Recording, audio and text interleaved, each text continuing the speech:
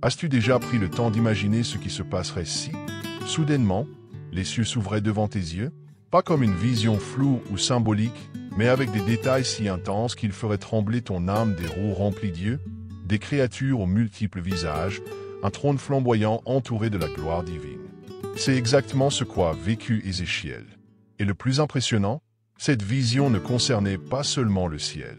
C'était un cri urgent de Dieu au milieu d'une crise spirituelle sans précédent. Alors que beaucoup considéraient l'exil comme la fin, Ézéchiel fut appelé à voir l'invisible et révéler l'inaudible. Prêtre captif, devenu prophète en terre étrangère, il devint la voix de Dieu pour une génération désorientée. Les messages qu'il recevait n'étaient pas transmis sous forme de sermons classiques, mais à travers des actes symboliques, des visions bouleversantes et des prophéties qui résonnent encore aujourd'hui. En plongeant dans ce contenu, tu réaliseras que le livre d'Ézéchiel n'est pas simplement complexe, il est profondément spirituel, hautement symbolique et puissamment transformateur. Chaque détail dissimule une révélation. Chaque symbole pointe vers l'éternité.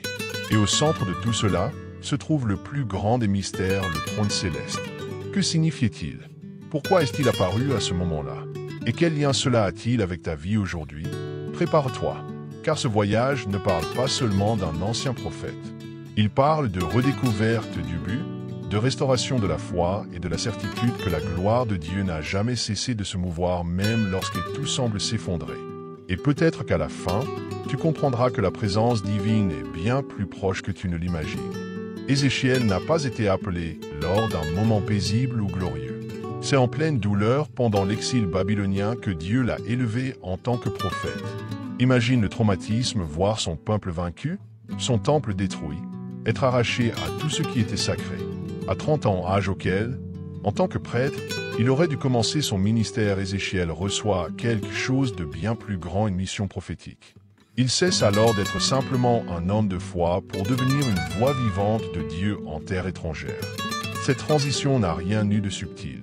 La première expérience d'Ézéchiel est une vision céleste saisissante qui établit clairement que l'appel vient directement du trône divin. Et voici la clé: Dieu n'a pas abandonné son peuple, même au cœur du jugement. Bien au contraire, il a suscité un homme préparé à affronter les profondeurs spirituelles. Ézéchiel a vu ce que peu d'hommes ont vu et cela a bouleversé à jamais sa façon de voir le monde. Son ministère commence par un choc, mais c'est précisément dans cette douleur collective que son message trouve une force exceptionnelle. Dieu utilisait la crise pour réveiller son peuple, et Ézéchiel était l'instrument de ce réveil. Peut-être traversais-tu, toi aussi, une période d'épreuve où tout semble incertain. Mais as-tu déjà songé que c'est précisément dans ce chaos qu'un appel peut naître? C'est ce qui s'est passé pour lui. Cela peut aussi être ton cas. L'appel d'Ézéchiel nous enseigne que la mission divine ne dépend pas de circonstances idéales. Elle surgit au cœur du quotidien, bouleverse nos attentes et redéfinit nos chemins. Il était prêt à servir dans le temple. Mais c'est au milieu d'un peuple exilé qu'il devient prophète. La leçon est claire, Dieu n'attend pas que tout soit parfait pour agir, il cherche des cures disponibles. Et quand il appelle, même Babylone devient une chair. Dès le début de son parcours, Ézéchiel est confronté à une vision qui défie toute logique humaine. 4 êtres vivants apparaissent devant lui, avec des visages d'hommes, de lions, de buffles et d'aigles, portant une plateforme resplendissante sur laquelle repose un trône de saphir. Au sommet, une figure semblable à un homme, entourée d'une lumière éclatante de sainteté. C'est la gloire de Dieu qui se révèle de manière percutante, un rappel puissant que le trône céleste reste actif, même loin de Jérusalem. Ces éléments visuels, les roues pleines d'yeux, les éclairs, les mouvements parfaitement coordonnés ne sont pas là par hasard. Chaque détail porte une signification spirituelle profonde. Les roues avec des yeux symbolisent l'omniscience divine. Les êtres vivants représentent différents aspects de la création sous le contrôle de Dieu. Et le trône nous rappelle que, même en exil, le Seigneur règne toujours en souverain. Quand tout semble désordonné, lui organise l'invisible. La vision d'Ézéchiel n'était pas simplement un spectacle surnaturel. Elle constituait un sceau d'autorité, un signal clair que sa voix venait de nous littéralement. Lorsqu'un prophète parle depuis une telle expérience, aucun doute n'est permis. Et surtout, cette image ne le quitte plus. Tout au long du livre, c'est comme si le ciel restait ouvert devant lui, et que chaque parole qu'il prononçait portait le poids de l'éternité. Voici une invitation quand as-tu pris le temps, pour la dernière fois, de contempler la majesté de Dieu, pas dans la précipitation, ni par obligation, mais réellement. La vision d'Ézéchiel n'est pas seulement historique, elle est aussi un appel à se souvenir de qui est aux commandes. Au milieu du chaos, il reste assis sur le trône. Et cela change tout. L'un des moments les plus marquants de l'appel d'Ézéchiel survient lorsqu'il reçoit un rouleau rempli de lamentations, de deuil et d'angoisse, et Dieu lui ordonne de le manger. Cela peut paraître étrange au premier abord, mais ce geste est profondément spirituel. Manger le rouleau, c'est intégrer pleinement la parole divine. Ce n'est pas seulement réciter des paroles inspirées, c'est les vivre, les ressentir, les laisser façonner le cœur avant de toucher celui des autres. Ce geste montre que le véritable prophète n'est pas seulement un messager, mais aussi un participant de la souffrance. Ézéchiel ne prêchait pas de l'extérieur, il parlait comme un homme qui portait le poids de la parole au plus profond de lui. Chaque prédication semblait être le fruit d'une lente digestion spirituelle. Sa mission n'était pas légère, mais elle était authentique. Et pour la porter, il fallait que le message s'enracine dans l'âme. Il y a ici une leçon précieuse pour nous. Avant de chercher à transformer le monde autour de nous, il faut permettre à la parole de transformer notre monde intérieur. Tu veux un exemple? Commence par lire les livres prophétiques en priant, avec lenteur, pas seulement pour comprendre, mais pour absorber. Remplace la lecture superficielle par une expérience profonde. Car il y a une grande différence entre lire le Seigneur à parler et sentir qu'il te parle directement. En avalant le rouleau, Ézéchiel nous rappelle qu'être porte-parole de Dieu demande bien plus que de l'éloquence, cela demande un engagement total. Et cet engagement commence à l'intérieur, quand on accepte que le message nous atteigne avant d'être proclamé. Le rouleau était rempli de lamentations, oui, mais malgré cela, Ézéchiel l'a mangé. Car quand la mission vient de Dieu, même la douleur devient une source de sens. Ézéchiel n'était pas un prophète ordinaire. Sa manière de transmettre les messages divins était aussi percutante que les visions qu'il recevait. Au lieu de longs discours, il utilisait des mises en scène symboliques pour choquer et réveiller le peuple. L'un des exemples les plus frappants est lorsqu'il construit une maquette de Jérusalem assiégée par ses ennemis, préfigurant le siège imminent de la ville. C'était comme s'il disait « Vous refusez d'écouter? Alors voyez de vos propres yeux ».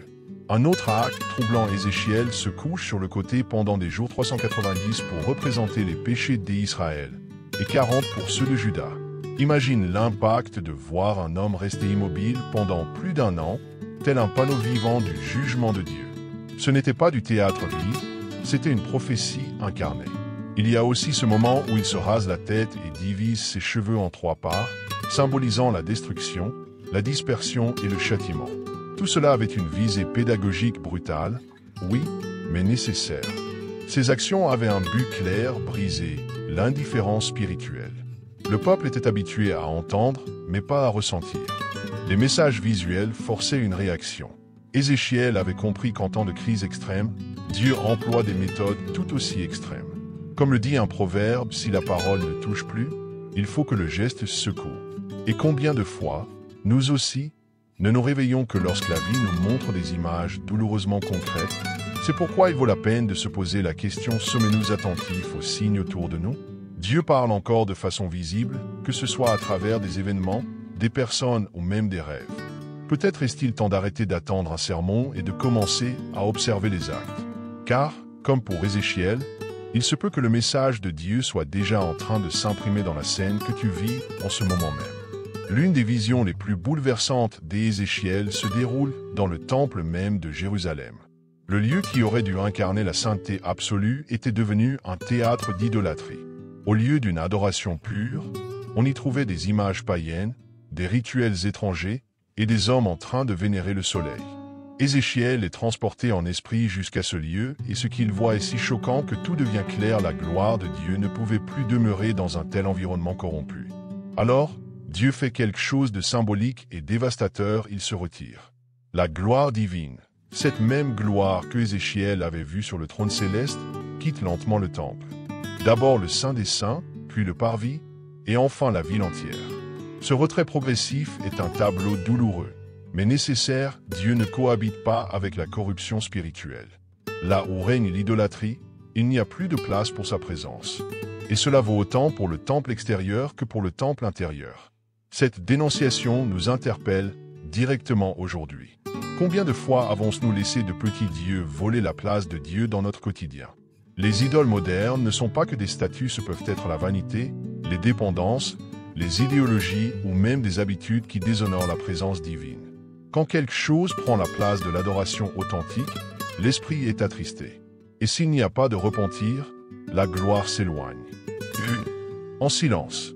Ézéchiel n'a pas seulement assisté à la chute d'un peuple, il a vu les conséquences de décennies de mépris de l'alliance avec Dieu. L'idolâtrie ne commence pas par des gestes spectaculaires, mais par de petits compromis. Et lorsqu'ils s'accumulent, le sacré se contamine. La bonne nouvelle, Dieu révèle tout cela non pas pour condamner définitivement, mais pour réveiller. Car là où il y a prise de conscience, il peut encore y avoir restauration. La vision de la vallée des ossements desséchés est sans doute l'une des plus emblématiques du livre d'Ézéchiel. Imagine une plaine entièrement recouverte de squelettes sans vie, sans chair, sans espoir. Dieu conduit Ézéchiel au milieu de cette vallée et lui pose une question: ces os pourront-ils revivre? Mais la question ne porte pas que sur des os. Elle concerne un peuple brisé, spirituellement mort, qui ne croit plus au recommencement. Avec sagesse, Ézéchiel répond: Seigneur, toi seul le sais. Ce qui suit est un spectacle de restauration. En prophétisant, Ézéchiel voit les os s'assembler, la chair les recouvrir, puis le souffle de vie entrer en eux. Dieu démontre que la restauration n'est pas une métaphore, elle est réelle, visible et totale. Le souffle de vie, l'esprit, est essentiel dans ce processus. Sans lui, il peut y avoir une structure, mais il n'y a pas de vie. Et combien de fois nos vies ressemblent-elles à cela? Bien organisées à l'extérieur, mais vides à l'intérieur? Cet épisode est un cri d'espoir pour ceux qui ont renoncé. Tu as peut-être traversé des pertes, des traumatismes, ou des saisons où tout semblait mort en toi. Mais Dieu est expert pour faire revivre ce que tout le monde croit perdu. Et la restauration commence toujours par l'écoute. Quand Dieu pose une question, ce n'est pas par ignorance, mais pour ouvrir un espace d'action. Parfois, il attend simplement une réponse de ta part. La vallée des os desséchés nous enseigne aussi quelque chose de fondamental sur le collectif. Il ne s'agissait pas d'un seul os, mais d'une armée entière.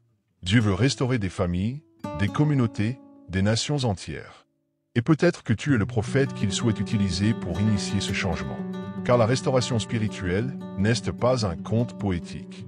C'est un processus réel, possible, qui commence par la parole et s'accomplit par le souffle de l'esprit.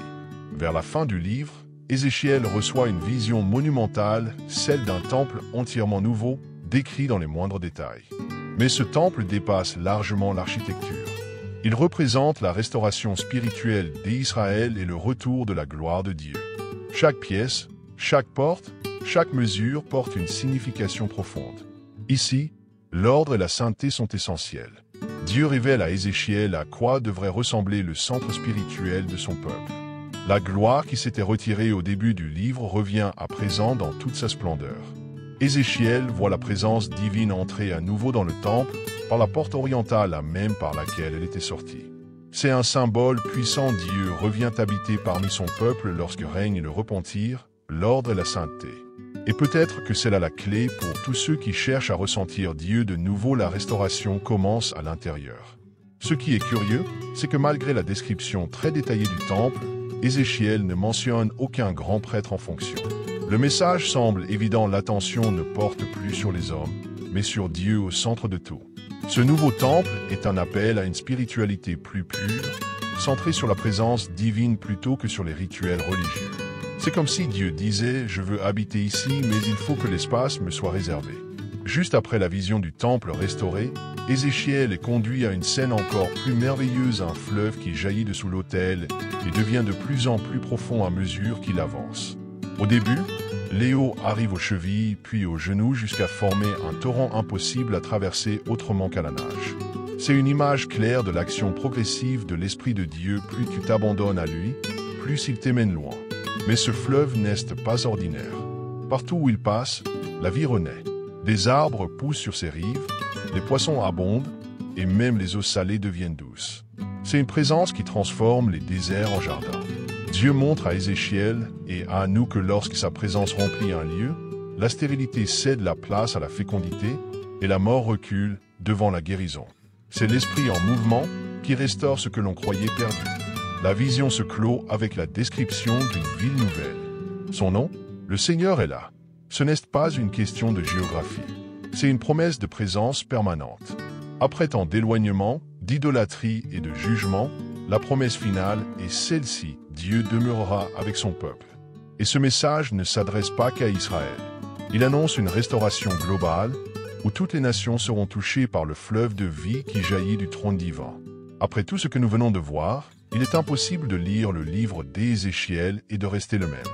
Chaque vision, chaque geste prophétique, chaque parole venue de nous confronte à une réalité spirituelle qui continue de vibrer aujourd'hui. Et ce qui frappe le plus, c'est que même dans les moments les plus sombres exils, idolâtrie, destruction, Dieu n'a jamais cessé de parler. Il n'a jamais cessé d'agir. Il n'a jamais abandonné son peuple. Alors maintenant, la vraie question est: que vas-tu faire de tout cela? Vas-tu te contenter d'admirer ces visions de loin?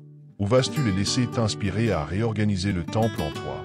Peut-être est-il temps de revoir tes priorités, de purifier ton autel intérieur et de permettre à l'Esprit de Dieu de couler en toi, comme ce fleuve guérissant, restaurant, renouvelant tout sur son passage. Ézéchiel a vu l'impossible se produire. Toi aussi, tu peux le voir. Est-ce que les os desséchés de ta foi peuvent revivre? Est-ce que le trône céleste peut redevenir le centre de ta vie? Et si la réponse est oui, alors par où commencer? Peut-être que la réponse se trouve là même où tout a commencé pour Ézéchiel: écouter la voix de Dieu et dire simplement: me voici. Si ce message a résonné en toi, n'oublie pas de t'abonner à la chaîne, d'activer la cloche de notification et de laisser ton commentaire en bas. Il y a encore tant à explorer et tu ne veux vraiment pas manquer ce qui vient.